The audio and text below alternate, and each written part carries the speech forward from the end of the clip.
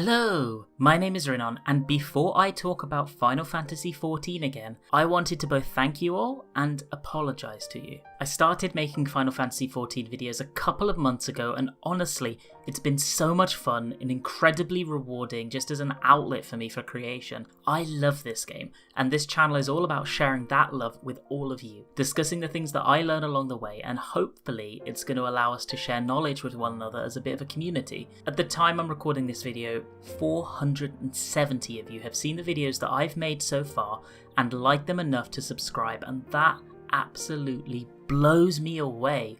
It's definitely something that I never expected to happen at all. When I started making these videos, they were more for me than anything, so I want to thank each and every one of you for being there, for sharing this interest with me, and I really hope that we can continue enjoying and improving at FF14 together. I also want to apologise because I have not uploaded a video for the past 3 weeks at the time I'm recording this.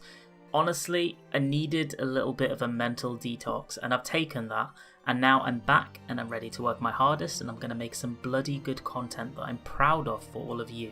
When I hit 500 subscribers, which I'm hoping is going to be in the near future, maybe, I'm going to be talking about my plans for 5.4, my group, as well as giving you a little bit more of an in-depth update, but that is going to be a topic for another day. Today, we're going to talk about Cactbot. Those of you that have been raiding for a little while likely have heard of Cactbot at some point or another, or you may even have given it a shot yourself and found exceptionally helpful. It's my goal today to convince you why you should not use Cactbot, and generally you should aim to minimize your usage of tool assistance on the whole if you want to improve as a player, because this channel is all about people learning and growing as players, and I want people to understand that taking these tool assistances can actually cost you in some ways. So let's talk about this properly. For starters, because I'm sure some of you are scratching your heads right now, here's a little bit of an explanation as to what Cactbot actually is. I'm expecting that most of you have a little bit of prior knowledge of what Advanced Combat Tracker is, which is generally referred to as ACT. Now, Cactbot is an add-on or a plugin to ACT, and it allows you to do a couple of different things that you might be amazed to see is even possible in this game. So I'm going to take these directly from the Cactbot page itself to give you a bit of an overview. First up are their triggers and their timelines. These are not the regular ACT triggers that deliver a little helping hand in the form of an audio callout. This takes things to a much further level. It allows you to display a visual timeline on your screen of upcoming mechanics with a second perfect time of when they're going to occur, which completely removes your need to memorize the fight mechanics or adapt on the fly, because you can see what is coming next for the next 5-6 mechanics, as well as exactly when they're going to occur. You can see here that the timelines are constantly counting down, so it's a little bit like having a visual guide up for the fight at all times. You can have sound cues pop off whenever a mechanic occurs, or to make things even more egregious, you can have text pop up in the center of your screen and tell you what to do as a mechanic happens. As an example, if a mechanic has a left or right dodge, where you actually need to check something in the arena to understand the cue and see whether you have to dodge to the left or to the right, Cactbot will just pop up on your screen and say left, or pop up on your screen and say right, and remove your requirement to look for yourself, to understand for yourself, and to learn for yourself. It also includes a bunch of other modules, including one that tracks every death that occurs in combat, as well as the specific reason for it,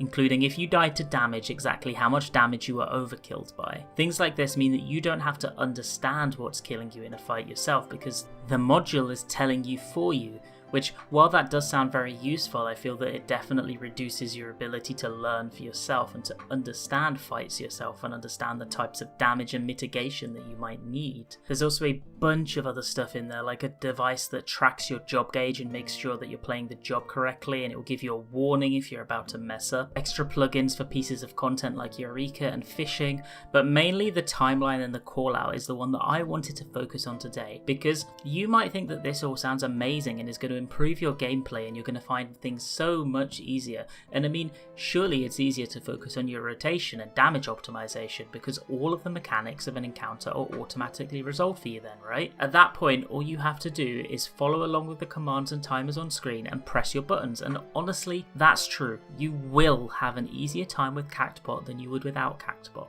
There's my disclaimer. So here is why, despite that, you shouldn't be using it. First of all, we're all here, at least most of us are here on this channel, because we care about Final Fantasy XIV, because we enjoy the game and we want to improve our performance, we want to play better, we want to get better, we want to be a better player for the other 7 people in our group. At least that's why I'm here. And it's important to know that if you want to improve, raiding in FF14 is not about having the easiest time possible with the least input possible. And it's not about just having everything solved for you and not learning for yourself. At that point, it feels less like you're progressing and growing as a player, and more like you're just going through the motions in an attempt to farm gear as quickly as possible. As a player, if you are relying too much on these tools and you are not building up your ability to adapt, you aren't honing your capability to quickly pick up on visual or cast bar cues from the boss and arena, and you aren't figuring out what to do as a result of what's happening on your screen. If you don't think while you're playing, you aren't growing as a player, and if you aren't trying to improve as a player, why are you even raiding in the first place? And to me at least, a lot of the fun of raiding in this game is to learn the encounters and to feel the accomplishment of finally beating it. And maybe it's just me that feels this way, but I feel like if I've been tool assisted all the way from the start of prog until I clear, that feeling of victory is not going to be quite as sweet as if I had done it myself. Encounters in this game are incredibly scripted, and in 90+% of the endgame fights, they're going to follow almost an identical timeline. This is why Cactbot is not really the same as something like Deadly Boss mods for WoW. In WoW, the raid encounter difficulty doesn't really generally come from the number or complexity of mechanics, but instead from juggling those mechanics with the high outputs of damage and pacing from the boss and adds, and the fact that you have to juggle all of your members' jobs at the same time. In FF14, however, mechanics are king, and learning the intrinsics of these complex mechanics and how to identify them are almost the entirety of the hurdle to clearing Savage content. Removing that removes most of the fun and most of the accomplishment of finally getting that clear. I've personally encountered players that use Cactbot constantly, and they've been using it for a long time too, and those players are almost always the worst in the party, and that's because they are unable to adapt from that their text box tells them to do, and when a new raid tier is released they can't progress effectively or kill it early because they have to wait for Cactbot to update, and it doesn't update for a few days to a week after the raid tier drops and be released for the new content, and they're not able to make use of it until then, so they're not able to progress very well. To say it bluntly, players that rely on Cactbot are in almost all cases flat out worse than those that take the time to learn things themselves, build their skills and try hard to improve. At the start of the video I said this channel is about having the goal of improving together as players, so I implore you, if you use Cactbot, try raiding without it for a few weeks. You might struggle at first, finding yourself reacting to mechanics slower than usual or even completely not understanding something that you thought you had down. But if you put the work in to learn those mechanics, soon they're going to become second nature and you're going to be a much better player for it, and more importantly, it's going to feel really good knowing that you earned that clear or that pass yourself, that it came solely from your own skill and experience. For those that attempted to install it, don't take the easy way out. Make it in a way that means you can be proud of yourself. I know that to some this is going to come across as just pure negativity against Cactbot, but I feel that our community as a whole is healthier when we choose not to rely on these tools and instead to focus on building the skills of other players. Savage raid tiers are going to be much more consistently puggable, and players are going to be able to see the fun aspects of the game more and more with more people if we aim to be inclusive and to teach. Whereas what we do right now is the opposite. We're incredibly exclusive. We expect players to find these Discord servers, to find these tools, to find these strategies and macros in order to be able to do the core of their job and to understand the mechanics in Savage.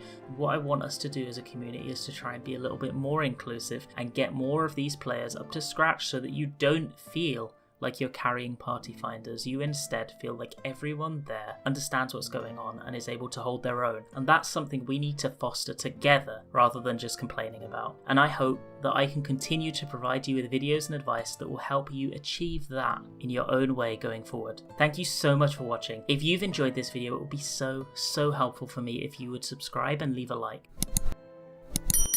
When I hit 500 subs, I have a special little video planned and also the start of a brand new video series, so please look forward to it. Thank you so much for watching once again. Have a wonderful day.